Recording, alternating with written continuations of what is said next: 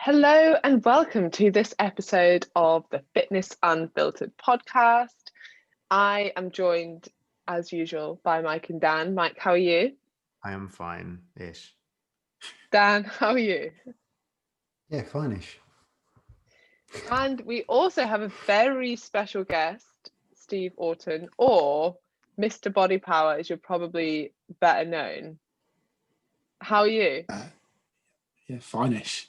Fine-ish. Oh, great. Perfectly on Everyone is brand. fine-ish. Yeah. I'm good. Yeah, thank you for the intro.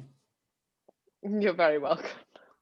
Not that it was especially long. I'm not sure of that name, to be honest. I'm in the What have I background. said? Mr. Bodypower. Mr. Bodypower. I'm not sure about God. that. I thought I'm in the I just said background. Steve, what I normally do is say people's names wrong, and it's really embarrassing. Then I was just looking at Mike's face like, have I just said something wrong? Oh, okay. Well, I feel a little bit more relaxed now. I'm very excited to have you on. I feel like it's been a long time coming. It has, yeah. It literally has, because I've wasted lots of your trying to organise this before it actually happened. It's a good excuse just to say you didn't want me on. You could have just said that. No, I felt terrible about that, but that was very much Mike's fault, not that I'm passing the blame. I mean, we had to put the listeners into the picture. We had to cancel the recording session that we had booked with Steve because I had COVID. So it was entirely my fault. It's very selfish. The fault of 2020 in any case.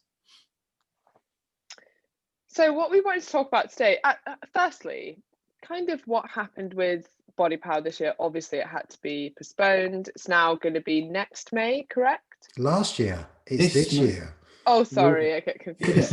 Yeah, it's who cares what year it is? Just it's yeah. So what we had it all planned for 2020. Yeah, we were like things were going fantastically. Like probably talk a bit more, but there was a rebrand. New brands, everything coming in. It was all looking perky and rosy.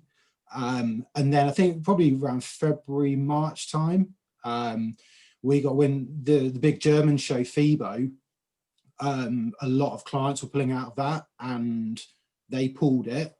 So we took the decision early. We thought rather than leaving it, there's a couple of shows that left it all like the week before. And you don't want to do that. You want to look after clients and everything. So we pulled it relatively early and pushed it back to end of October the 30th, which... Remember when we thought March, that was going to be okay? Yeah. This will be around for a month or two. Yeah. So everything was pushed back to October the 30th, that weekend. And now, we've had to put it back to sort of mid-May this year. So it's been I don't know whether it's even a roller coaster or just an absolute shit show of not being able to do too much. And I think that, especially in the events world and what we do, there's no certainty. I think that's been the big thing. If there was some certainty of a deadline, then you can plan a lot better. So yeah, ultimately it's 14th to 16th of May of this year. Yeah. So yeah, I think that's been really tough for a lot of people in a lot of industries. Is we just don't really know when. And you think I think we thought October was being, everything will be back to normal by then. Yeah. So it must have been hard, I guess, rearranging everything. And in terms of because I know a lot of people, this is more just an events question, but going forward, if you book your tickets to an event next year and it's cancelled, what happens then? Not just what happens to the individual who, do they get a refund or not, or does it get postponed, etc. But more to the events companies, because really that's a whole industry that would be such a shame to see it. Yeah, be so harshly affected by all of this. Yeah, well, we've essentially sort of offered, if people have wanted refunds and things like that, then they've had them. But that was one of the biggest things as soon as we postponed moving, 300 odd clients plus all the consumers across. And I think fortunately, people, when they book into something, there's an enthusiast-led event, they understand it and they're willing to move. And I think there was a big campaign from the events industry of exactly what you said, Em, of please don't just cancel your tickets, like, because yes, it's a certain amount of money to people, but can you forward that on, you know, and sort of keep credit there. But I yeah, think what people don't realize as well, and like just from a general consumer standpoint, if you don't run a business, you don't realize this, but any business that is like takes money online pays a transaction fee. And I know it might sound quite small, but like 2% of everything. So if everyone got a refund from an event that you did, it has cost them money to take that money and refund it back to you. Like there is a cost in that. So you're out of pocket. We're using already. it, you know, you potentially, most people are using ticket agencies as well, to look after that side of things. So yeah, there's, you know, and how things are cash flowed, you know, everyone's different, but it's, you know, a lot, the exhibition industry and events industry, you know, a lot of, you know, the cash flow and everything comes into it. You know, so when you literally go from quite a good revenue month on month to line and sand nothing is a big hit. So yeah, we've had to furlough staff, we've had to do all of that, unfortunately. But yeah, it causes massive issues because there's essentially multi-millions of pounds that haven't come in for the last X amount of months. I hope it isn't too. I'm putting you on the spot now. I should have probably asked you off here to ask, just because I can't fathom how much in terms of numbers that would be. If it's okay, what is the financial implication of putting off something that has been running the past 10 years off? If you don't mind me asking, you can of course refuse to answer. I would say, well, probably the best way to say is we've lost in revenue like multi-millions of pounds from what goes on. You know, and actually it's a case of the way you know, from a consumer event as well, you get a certain amount of people like booking maybe, you know, say May after the show, June, July, August, then you'll have probably quite a little, you know, a lull. And then it's into the new year. That's when you start really picking up. So from our point of view, it was getting to that point last year. And then it cut. So yeah, it's been a massive, you know, implication. You know, obviously it's been a profitable business, so you know there's money there in the bank, you know, to keep going with certain elements. But yeah, it's been, you know, not everyone is happy to transition over to next year, and you know, sometimes, you know, I'm not. You know, I like to do things from a sort of a personal relationship point of view with clients and things, and you know, try and move things over. But you know, we do have the terms and conditions there that, you know, for instance, allow us to move a client over to the following year. So we've got that, but I'm not one of those. You know, yes, it's a business, and yes, you do everything legally from that point of view. But ideally, it's having the conversations with people and saying, look, can we move over? And most people, like 80-90%, have been really, really understanding. I think, you know, the understandable thing is that smaller businesses or people that have been really hardly hit, they're literally wanting everything back. So, you know, there's those, but that's, you know, dare I say, that's sort of business, and you know, you've got those elements that come in, and you've got those financial pressures, you've got the stress, you've got everything. But that's almost what running a business is, isn't it? I think that understanding's there as well, because it's something that's affected everyone. So everyone has a certain amount of empathy when it comes to that. So, you know, I mean, if you've got avid fitness fans, that would have been, is that 11th year? Last year would have been the 11th year? Yeah. What do we, so 09 was the first show. So we're going into 12. So yeah, that would have been the 11th year. Yeah. So, you know, people have been every single year, haven't they? Over that period. Yeah, there's people that have been every year and seen sort of the evolution of it. So it is. So from like a positive standpoint on this, like I think people are going to be like, I'm already excited for Bodypower, because you know, it's going to just be amazing to actually be in real life to people. So I think the good part that like the events industry has to look forward to is, I think after this, everyone's going to be craving more social interaction, and there's going to be an even higher demand for that. So there's a positive. But I think if we like move on from 2020 dramas and talk more about Bodypower, because we touched on a little bit of it there, that it's been going for almost 12 years. I know for me, it's sort of been like a marker of different phases of my fitness career. Like I've done everything there from rock up like not knowing where I was on a USN stand, that having absolutely no idea about the fitness industry, I've really no idea like how that even happened, to like walking around in like crop top and pants, to talking on stage, and like I've done everything in between those things, and been to various different things. Like it's just been so interesting, and like so interesting to see not only body power develop, but like how my career on a personal note has developed. And every year seems to be like a bit of a like it always makes me quite reflective of where I am in the industry each year when people meet up at Body Power.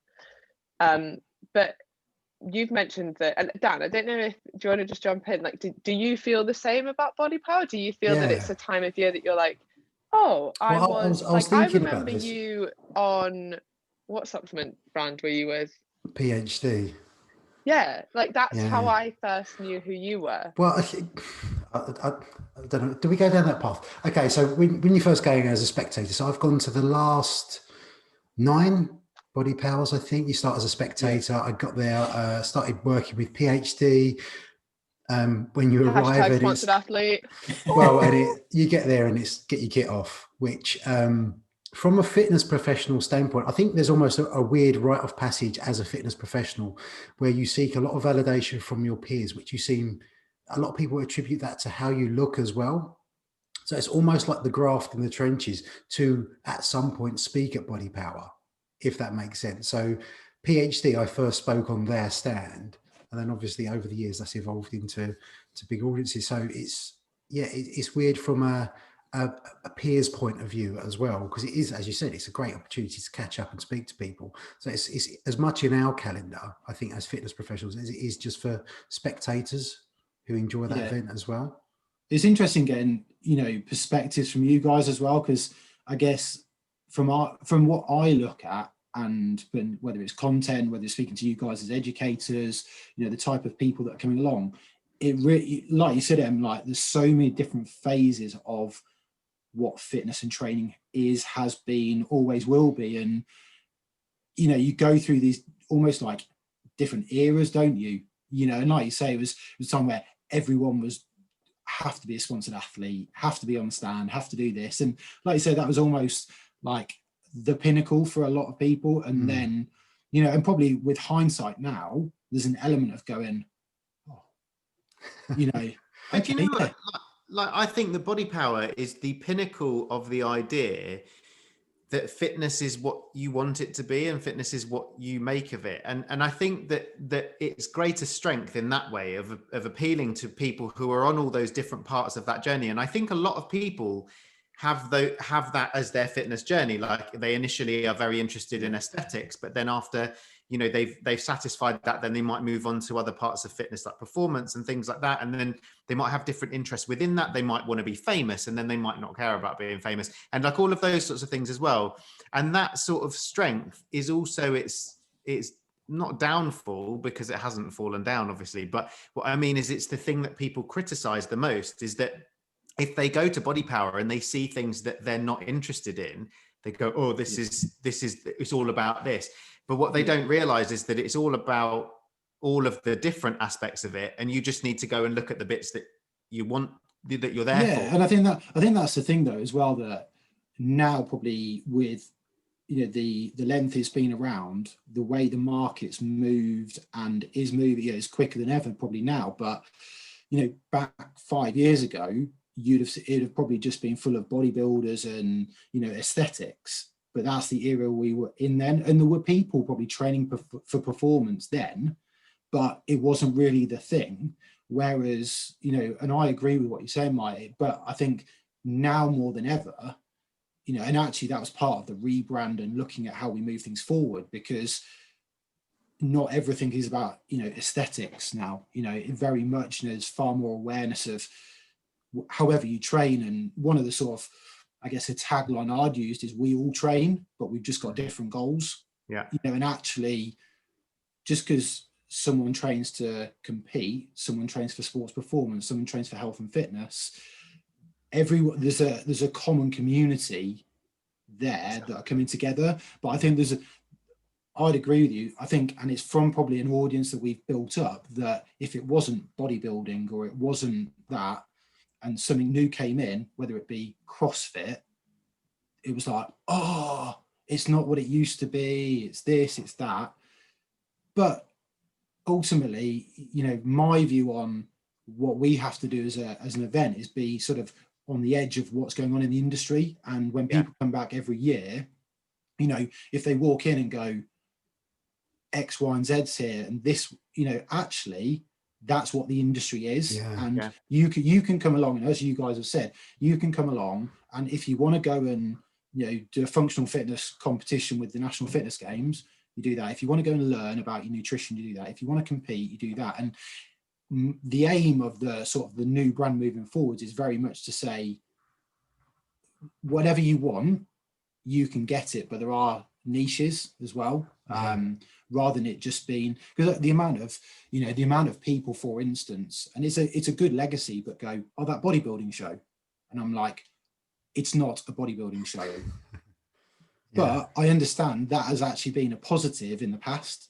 But actually, you know, one of our sales guys, she'd like 80 odd new companies that would never have done it if it had been the previous, what it was.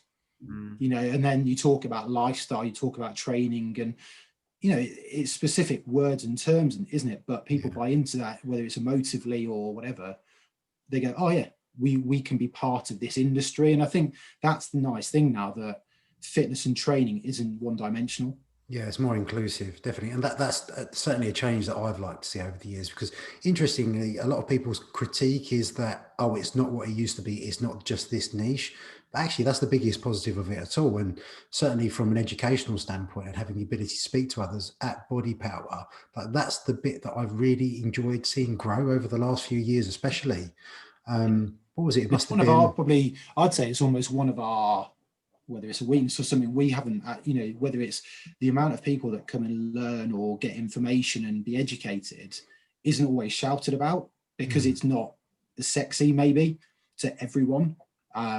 You know, whether you're putting, you know, a Steve Cook or a Paige Hathaway previously, you know, on, people are, oh, they're there, we're going for that. And it's that market. Whereas actually there's always been, you know, a real focus to put quality education on and, you know, get people that are at the top of the industry. And I think, you know, whether it's Phil and Jamie and people are used, you know, if I speak at Bodypower, I feel respected and credible, you know, and that's quite a nice feeling from my point of view, to go, there's a mutual respect almost. Yeah. I mean, the educational stages have been packed the past few years, haven't they? Not just speakers, I mean the audience as well. Yeah, but I think, would you guys agree though, that goes to sort of showcase actually the consumer is looking to be, and is way more educated anyway, aren't they? You know, I think so. I think that's also where the show has, you know, and what the brand is has to evolve as well, because you can't be, you know, people are way more educated now. So, you know, I look back at the days when we put on, what was it? It was all the evidence. It was an evidence-based. I'm trying. You guys probably know what it was called. I can't even remember what it was called. But it was almost like, oh, this is evidence-based. Whereas now, wasn't it like Epic Fitness? The Epic Summit. Something? That's it. Epic. Yeah. There you go. Yeah. But that was the time. Do you know what was really cool about that though? Is didn't you actually manage to get Gary Taubes to, how do you say his last name, to debate? Yeah. Which I think is and like, he wouldn't back down, would he? That's it. He doubled down. He got proved wrong with all that data, because that was Alan Aragon, wasn't it? It was Alan, yeah. Yeah, and he presented him all that information, and he just doubled down. And he said, "No, I won't admit I'm wrong." I remember that. Yeah. Was that 20? But I mean, like, I actually think it'd be really hard to get him now to do that in a public way. I don't think he would. I think that was quite damaging for him, wasn't it? Yeah.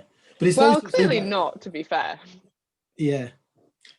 But that's where the industry was. If you were evidence-based, you were a bit unique. Whereas if you're not evident, like, you don't even get to there, do you? So, yeah, I think it's just the industry, the market, whatever, it's just changing so much. And, you know, we have to adapt as well, you know, as an event. You know, if you don't evolve, then it's a struggle. But, you know, and sometimes, you know, getting the message out there to people that it's changed and it's not going to be the same. Like I think you said, Dan, like critique wise, we will always get pelters about that. It's just, nature I of it. have a question. How much do you feel responsible for the exhibitors or the information or the speakers that you get? Because I know that you take, like, obviously we all know you like personally, and you take a big interest in who is speaking.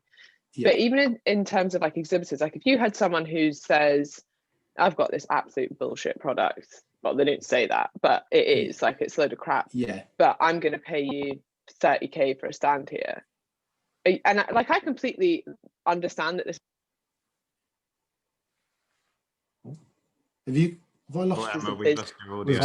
It's not just me. We've muted her. Don't carry on with that question. Emma. Oh, Now she's you're back. Wait, these Yeah, you're people back. It's are not. working. Yeah, you're there. You are there. Oh, okay. The last bit I heard was 30k. Oh, okay. So I was just gonna say, like, I know that you're technically a businessman, first of all, and then obviously you have an interest in fitness. Do you have to say? Maybe wrong.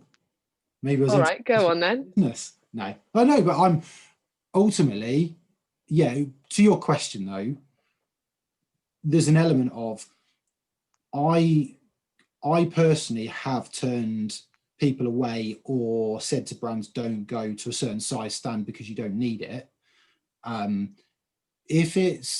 don't think it's my position to tell someone their brand is rubbish because they've created it maybe, or they say it is. What I wouldn't do is go and put them as a major sponsor if I didn't believe in that product. Maybe I think it's along those lines, and there's probably, certain brands that, if they came in and said there's 100 grand, we want to sponsor the show, you'd refuse it.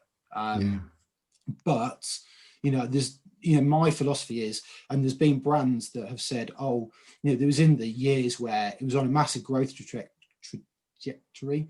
There was a lot of protein companies. It was like bigger stands, and I clearly remember one client, and he said, everyone, it's like a pissing contest, what do I do? And I was like, look, there's a certain limit really where you can get the same sort of amount of exposure.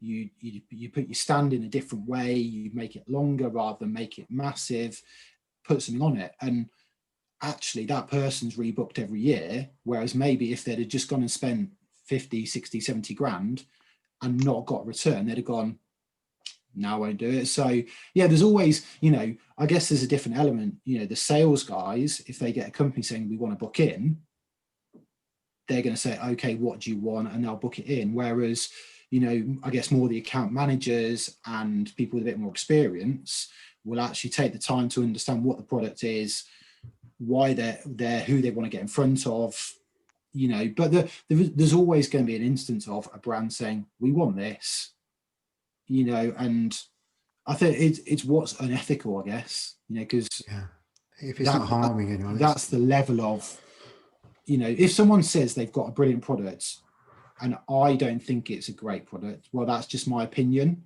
But I would also say to them, maybe don't do that, or maybe that alkaline water, like maybe it's not that effective, but who knows? But also is that also then they've got that product that is for whether it's you guys or people to speak to them and actually say to them,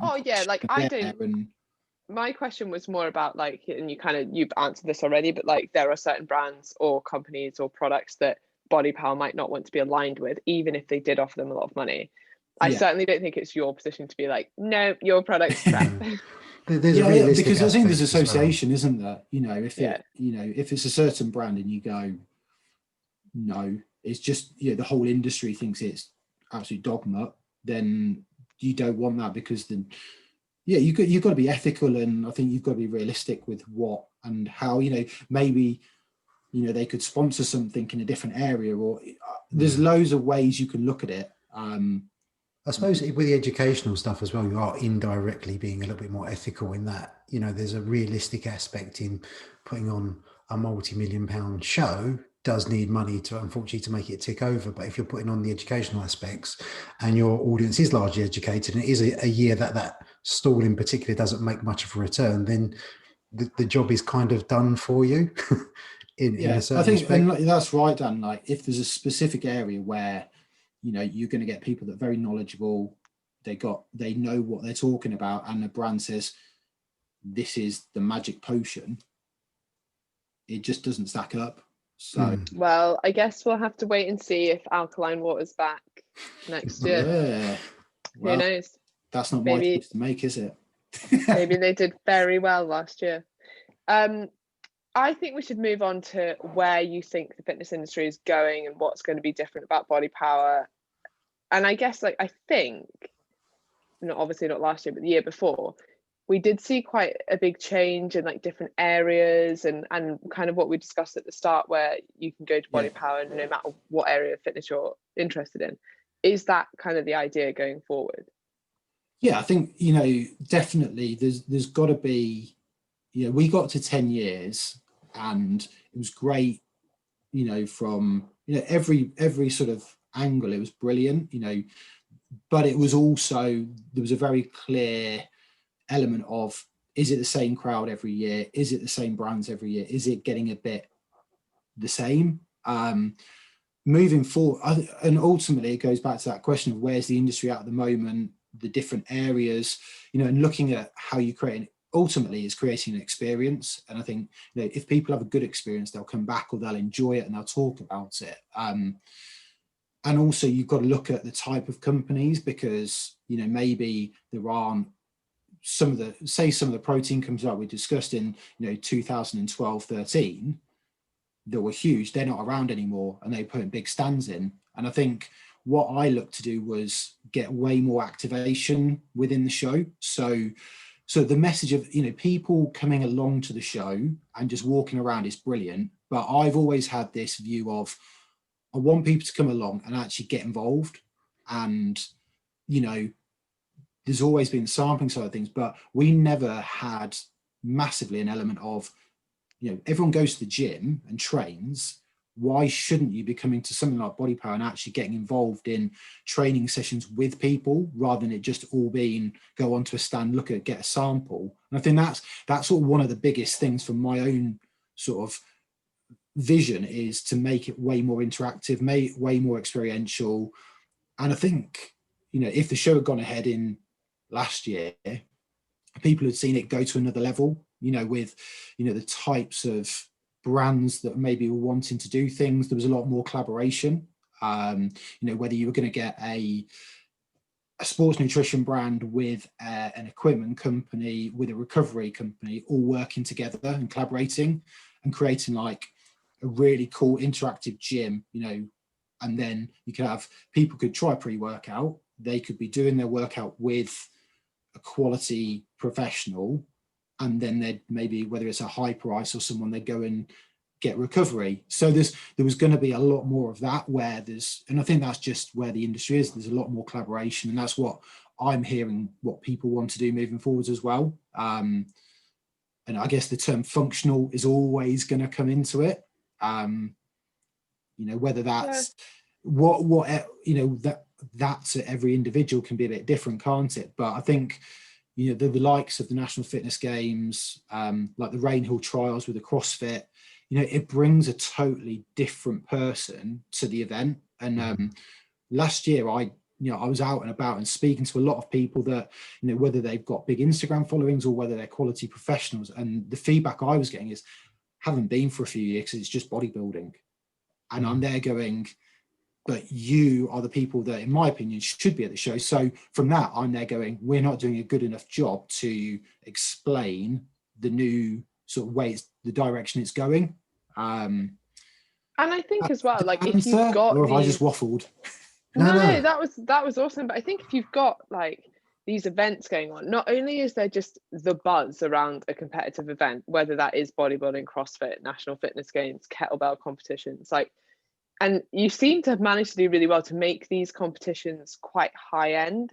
So it's like some of the top CrossFitters in the UK are turning up, and not only from like an an admirer point of view, like that's amazing to see these athletes in real life performing, not just shaking their hand and getting a selfie, but also the opportunity for a lot of people, I mean, still of quite a high standard, but to also compete alongside them. And then you've also got everyone's support system who's coming to watch them and cheer them on. And it's a really nice environment to be around. And so you have got the educational side, but then you've also got like the other side of the whole, where it's like there's just a buzz around it because people are getting amped up about competitions, and you're seeing someone like lift a ridiculous amount of weight in the, I don't know, was there weightlifting last year? There was like strongman. There's strongman, there's powerlifting, there's the bodybuilding, there's the functional comps, and jiu-jitsu as well last year. Jiu-jitsu, yeah.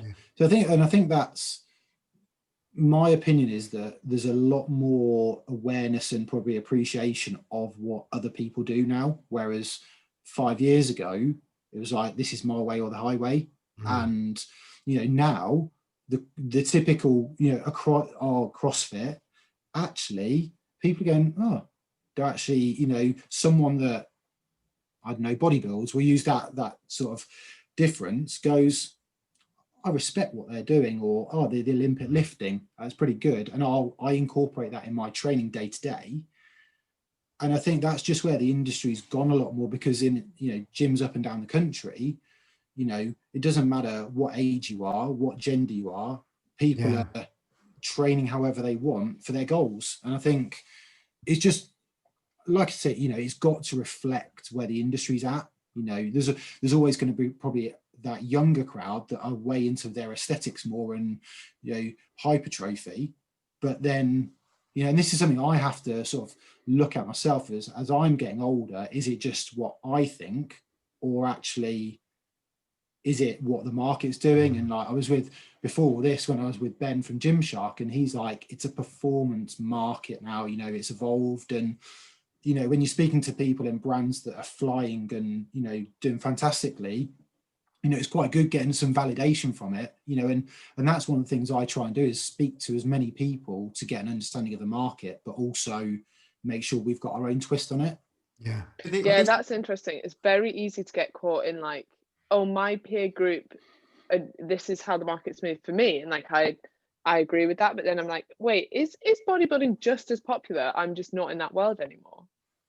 Echo chambers, isn't it? Well, is it that actually it's not got smaller, but actually every other part of fitness has just got much bigger, and that, like people are just, I think generally people are growing up a bit. And with the advent, like social media is so heavily criticized for showcasing things that are purely about aesthetics and that are very shallow and all of that kind of stuff. And I think that the way that social media has progressed in that time is that people are just demanding, I think, a more well-rounded approach to everything. So people are not necessarily saying that they're no longer interested in aesthetics, but people are saying that as well as being interested in aesthetics, they're also interested in performance. They're also interested in injury prevention. They're also interested in different ways of doing things. They're also accepting that like aesthetics can be achieved through other forms of training. Like if you're training in other ways other than pure hypertrophy or bodybuilding training, you might still be achieving the kind of aesthetic goals that you want to achieve, because you may not necessarily want to be a competitor. But I think it's also the what you kind of touched on was that sort of inclusivity, is that it's not necessarily about one type being more popular than the other. It's about everyone realizing that everything else also exists. It's not just their own stuff. And that's what social media allows people to do, because you don't have to stay in this little echo chamber all the time of like maybe your gym that you train at, because you're following other people who are presenting different sorts of points of view and talking about nutrition and talking about all of that stuff as well. Yeah, I think go on. Sorry, I was going to say, Dan, the other thing I feel is that with the industry and everything, it's gone influencer. They are like, everything follows there. And one of the things that, I think I know big brands are talking about it as well. They have to take more control and ownership, that it's them as a brand, that rather than the influencer, if that makes sense. Yeah. And actually, from my point of view, yes, we'll always have quality athletes, we'll have influencers, if we want to use that term, but actually you're coming to Bodypower because it's this culmination of an industry and a community. And you can see, if you want to come and you want to go and see an influencer because you've followed their YouTube, you do that, but that is not the be all and end all of why you're coming to it. That's probably one of the biggest messages from my point of view of, yes, you can see those people, but there's way more to it than just that. Yeah, I was just going to add to that I think we're almost stepping into, or my perspective of it is a more generalist era in which is more accessible, because obviously you have brands within Body Power that are far recognizing that, you know, it is about inclusivity now. Sorry, get my words out. So brands like you did refer to Ben and Gymshark, and they're showcasing more equally represented bodies, but which we definitely should be seeing. And I was going to ask you, actually, there's a spectrum, and not about specific brands, but certainly how the industry is moving. How much of that you think is, I guess, necessary, progressive, and how much of it is virtue signaling? Yeah. What a good question. I think, I personally, I think there's a huge element that, you know, the guys, some brands definitely doing it with a real focus and genuinely doing it. Unfortunately, I think there's always going to be people that are doing it for potentially the wrong reasons, and following the crowd maybe, and not having that genuine element. But also, I don't think those brands are going to be around as long. Yeah. But also, it's like I often have a lot of reflection about that sort of, you know, virtue signaling and performative stuff. And I think that there is something to be said for the fact that if those people are following the crowds and doing it for the wrong reason, they're still doing it, and the result is still happening, which means that the movement is still in that net direction of positivity. I think it's genuinely really hard to particularly as a consumer, unless you sort of work directly with a brand and actually figure out where their aims are and all of that kind of stuff, then it's incredibly difficult. Because I think a lot of people, you know, you might have a brand who may have a history of behaving a certain way, but they may have thought, right, we want to change, and have put a team in to develop things. And that team may be incredibly passionate about something, but they may also have a lot of work to do within that company to get everybody on board. You know, like it must be so difficult, I think, for big brands. Like if you're talking about people like Nike and, you know, and stuff where they've got worldwide components and different, you know, different countries and different cultures and all of that kind of stuff. Imagine trying to get everybody on board to a new ethos. Like I can imagine it's hard enough for like Body Power, you know, because if you decide that you want the company to move in a different direction, you're going to have within that company a lot of people who are like, well, hang on a minute, that's not why I'm doing this. And we have many a heated discussion, which is I see it as a positive. Yeah. Of where it should be and what we should be doing and all those things, and ultimately, I think it's difficult, but then people have got to understand from a culture point of view and where things are going. If you don't move as well, then you're going to be stuck, aren't you? So, you know, there's this element of, you know, you can't always just stay what you were. And I think that, you know, to that point from Body Power, like we had discussions, do we set up different Insta handles for these different elements of the show? But then you're going to lose a load of people. You know, there's all these questions, but then, when you've got, you know, 150,000 people going, this is what it used to be. And then suddenly you're putting different images, and then your interaction drops, and suddenly there's a lot of questions coming about. So I think, but that's where I'd say you've got to be relatively strong with your identity and say, this is what we are. Yeah. And, you know, someone said to me, you know, well, how many people do you lose versus how many people can you gain from going in what you classify as the right direction? Yeah. I think, you know, as you said, Mike, like progress is progress, and that's always going to be positive. And certainly like with more diversity, hopefully diversity conscious companies, we're seeing this shift. Whereas I think people are naturally more suspicious if it doesn't align with the core values of the company. So if your core value of your company is like fitness for all, and they've got more equally represented bodies, then obviously, you know, you can see that's probably a genuine move in the right direction. If you're a very elitist brand and you're jumping on with the odd handle or hashtag just to be on trend, as you said, Steve, they likely won't be around for that long. Yeah, I Yeah, go on. definitely agree with Mike in the sense that I think that's why the Cosmo like cover got a lot of pushback, or partly why it got a lot of pushback, because they literally created diet culture. Like they were such a big like proponent of all the negatives of diet culture, and now they're pushing back against it, which is a good thing. It's just almost like it's the irony of the fact that it's them doing it. And I know like that's why there were many reasons why there's pushback, but it's one of the reasons why there was pushback, because it's like, yeah, you're now trying to right your wrongs, but you created so many wrongs, and you created quite a toxic environment before doing this. And like, what's the right thing to do now? Because you can't undo the past. And like, even if it is for the wrong reasons, like a good message is getting put out, and there's more diversity on covers, which is a great thing. I think it's a transparency thing sometimes, isn't it? Even if a company, I don't know whether it's necessarily the right way or the wrong way to do it, but there is a transparency in which they have open, honest conversation. Look, we've got it wrong. We've got it majorly wrong in the past. We're looking to do better, and this is what we're going to do about it. If you don't like it, you can get on board or you can get off. But that's not just brand specific either, is it? That is the world we live in now. People like transparency, honest. People would prefer that and actually see what a business or a brand is about, rather than just hiding behind something. Yeah, we don't like to be deceived, do we? Yeah, I just find it funny, because anytime someone says to you, if I was like, Dan, you've changed, like, you would assume that's a negative. It's always seen as like, oh, you're not who you used to be, you've changed. We should all be changing and growing and like bettering ourselves in some way. Like if I meet someone from school and they're like, oh, you've changed, well, I would hope so after like X amount of years.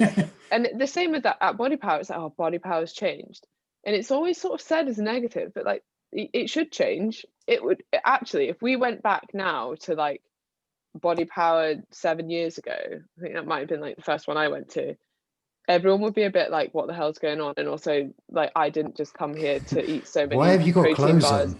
Yeah, like, you know what, like, why have you got clothes on? I think that's a really interesting point, because I remember the first year that I wanted to go to Bodypower and I was too scared to go. And that was probably, I would say 3 years. I was sort of 3 years into fitness at that stage, but I thought that Bodypower was not a place that I should go, and that people would laugh at me if I went there. And then I went the following year when and then I was like, and I remember sort of the first time I was very tentative, sort of looking around, and I was almost a bit, it was Twitter at the time, and I was almost a bit embarrassed to say on Twitter that I'd been there, in case everyone laughed at me on Twitter. I wasn't worried that the people at Bodypower would laugh at me anymore. I was worried that people outside of Bodypower would laugh at me. And then from then on, like after I'd actually been and experienced it and had seen what it was like and actually saw, what it was about, I think that's the whole thing, is that a lot of people have this, I think so many critics of things are critics because of their perception, not because of the actual reality. Yeah. But also, we probably, as a brand at the time, if you were a general fitness enthusiast, if you looked at the marketing material and the content that was going out, you probably would say, not for me, or, oh, that's a bit intimidating. But I think, like you say, actually, Mike, when you get to the event and actually it's a very welcoming, buzzy atmosphere, but like you say, actually it's getting people in there, and actually that's a marketing role, isn't it, to say to people, try it. And actually, that sort of reaction is synonymous, I'd say, with so many people when they come along and go, oh, I didn't think it was going to be like this. I'm like, but I also, I'm very self-critical of what we do. And actually, is that something we should have done better to say to people, actually, there's far more to it? Or actually, was that just where the market was at the time? And maybe it was relatively niche and it was very bodybuilding and strongman and aesthetic focused. And for someone that's only a couple of years into their journey, I don't know. Like, I think it's reflective of the industry as a whole. And I think what the industry has a problem with is that perception, which is there's a certain level of elitism within the industry, right? But there's also a certain level of I don't know what the opposite of elitism is, but it's almost like of inadequacy in people who want to be into fitness. It's like people who are scared to go to the gym, but then when they get there, they realize it's actually, it's not the buff gym goers that are mean to them. It's other people that don't go to the gym that are mean to them. Like it's this perception that everyone will laugh at you, when actually those people who are at the gym are probably the last people that are going to laugh at you, because they're sharing their passion with you and you're sharing and that's almost the message I feel I want to get across, is it's a training community. And actually, when you come to an event, or whether something you see about Body Power, everyone there trains, and everyone is sort of, they're not going to laugh at you because you're doing something to try and better yourself, or there's that mutual respect, isn't there? Yeah. And I think, and I think personally as well, where the market is at the moment, and like I said before, you have to take it out of a personal thing all the time, but actually having all these different areas, having the opportunity to train for how you like, and not being judged as much, and not having, look back, there's all those online wars, wasn't there, between people, and they probably still go on. I'm probably just not aware of them, but communities like you say, Em, there's so much more mutual respect now, and if people are going to train badly, they're going to get probably a bit of banter, but you'd rather they were training than they weren't. Yeah, it's not necessarily their choice of or method of training. It's just everyone has that same interest. We all love exercise. We're all interested in our health. We're all on some spectrum in how we look at nutrition, and largely a lot of people are there to learn as well. And I think also the other thing I'd say is, sort of from a gender perspective, is changing massively. It was very, very male dominated, literally in the early years. But once again, it goes along with the industry, doesn't it? That way more females are training, actually probably more females than males are training. And we all train the same, all those sorts of things. So actually that then leads to different brands coming in that changes the perception for people. Yeah. And ultimately, a lot of people don't like change, do they? No. But I see that as a positive anyway. And I think a lot of our listeners will, that, as an ethical thing, you've made a conscious decision to evolve and change over the years, as is reflected in the industry.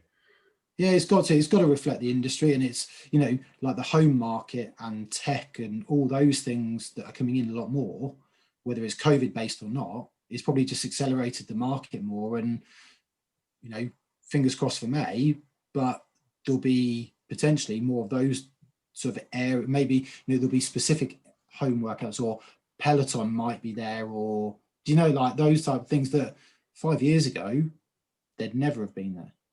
Yeah, 5 years ago, if you were like, buy this £2,000 bike and work out at home, everyone would be like, that's the worst business idea I've ever heard of. Yeah. And now everyone's like, God, I really wish that I'd invested in Peloton. Early doors, yeah. Here, I'm going to ask you guys a question. I know you sort of talked about it a bit. What do you think the perception of Body Power is in the industry and consumers here and now? Who wants to start? As I said, I kind of touched on it before. It is more generalist now. People want accessibility, inclusivity, diversity, all of those things. So it's the fact that you cater for all, I think, is a real positive for now. I think, honestly, again, this might be just my personal echo chamber. It seems we're moving out of this aesthetics focus, and it is more just health and performance now. We're in the middle of a health crisis. Everyone's that much more aware of their health. I think certainly going forwards, people want to know the how, what's, and why around that as well. So I see education growing. From just being able to perform in your job, being a parent, and just getting on day to day and enjoying your hobbies as well. I think it's really difficult to get a handle on what other people think about something generally, because you can have, you can get 20 comments on an Instagram post, 10 positive, 10 negative, but then 200 people haven't commented at all, and you don't know what they're thinking. So I think that's a tough thing to get a handle on. But I could potentially say, like, from my perspective, what we have seen is over the last 4 years, I've gone from somebody being, or 5 years, someone who was scared to attend Bodypower as a spectator to somebody who was speaking at Bodypower to an audience. And like that, I think demonstrates that evolution. You know, maybe like a little bit of that evolution was on my part, but also I can't imagine myself having been in that position a few years ago, for example. So I think that that's phenomenal progress. And I think that emphasis on education, which was something that, like, I didn't even realize that was happening the first time I was at Bodypower. And then it was only when I went to the fitness trade show sort of in 2017, and then went to all of the talks, like, because I went to that for the talks, and then realized that it was a huge part of Bodypower. And then I think the following year at Bodypower, pretty much spent the whole time like listening to talks.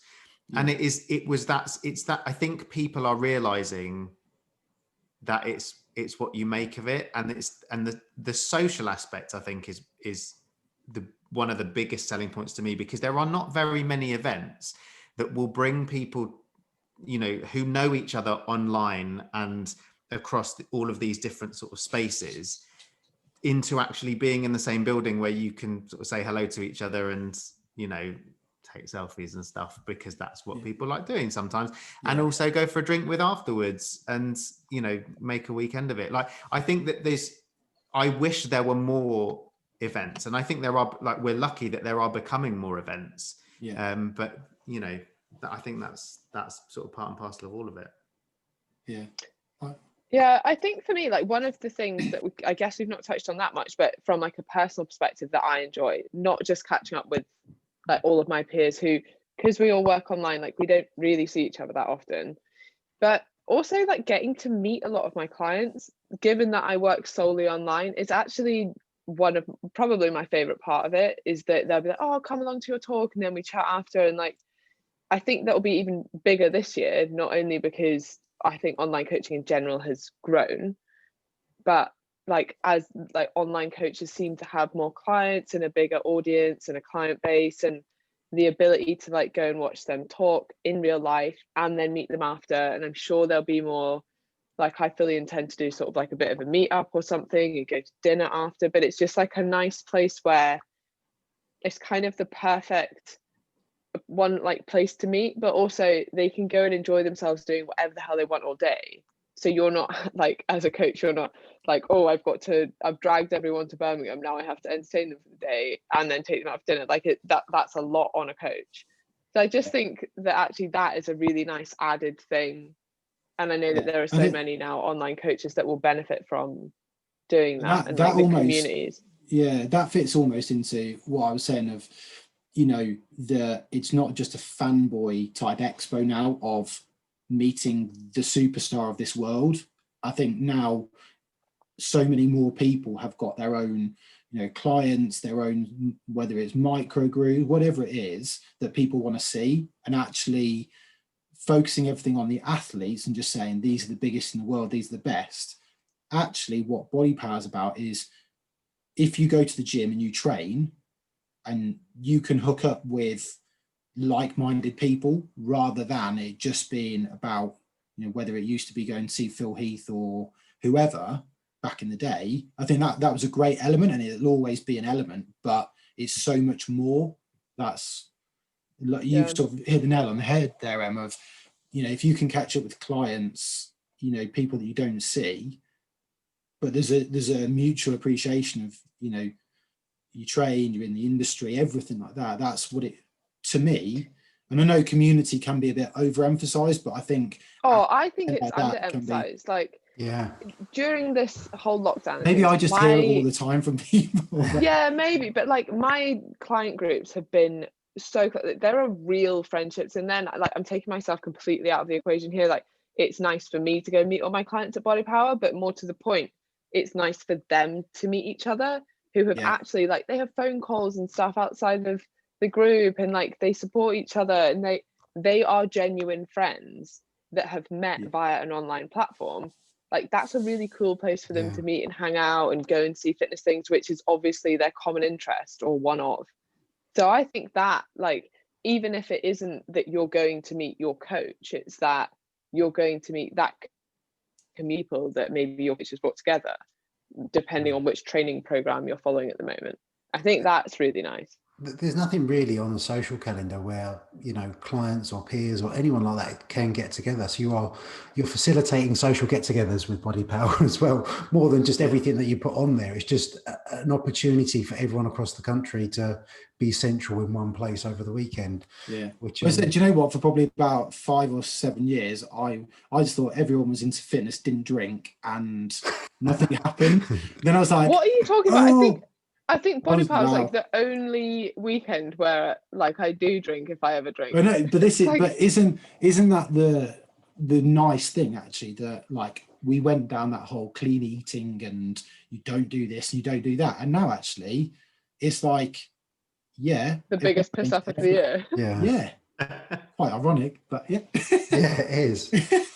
But I think that's the humane aspect of why people have warmed to it over the years as well, is because they're not these elite athletes on a pedestal. It's if you're meeting your coach or you're meeting someone respecting the industry and you can just have a drink with them, that makes them so much more relatable. They are just like me. They enjoy a drink as well. And I think that's what keeps people coming back. Maybe there should be more, though. Maybe that should be almost talked, and I don't like the term push, but like, if you guys and other people have got clients and everything, it's like group meetups everywhere. Yeah. You know, Birmingham would get burned down. Well, I think that's a nice place to wrap up this podcast. I very much enjoyed that. Thank you very much for your time. Thank you so much for your time. Appreciate you having me on, guys. No, thank you. Thanks. I'm going to do the one this week. Okay, if you have enjoyed the podcast, then please like, subscribe, share with a friend, tag. And if Bodypower sounds like something that you would like to go to, which if you're listening to Fitness Unfiltered, I'm pretty sure you will want to go to, then, you know, if you wanted to come meet us or for any of the other reasons we've mentioned, then definitely, where can they get tickets? Bodypower.com.co.uk? Yeah, that's the one. Yeah. There you go. Excellent. Awesome. Cool. I'll stop recording now then. Yeah? Yeah. Yeah.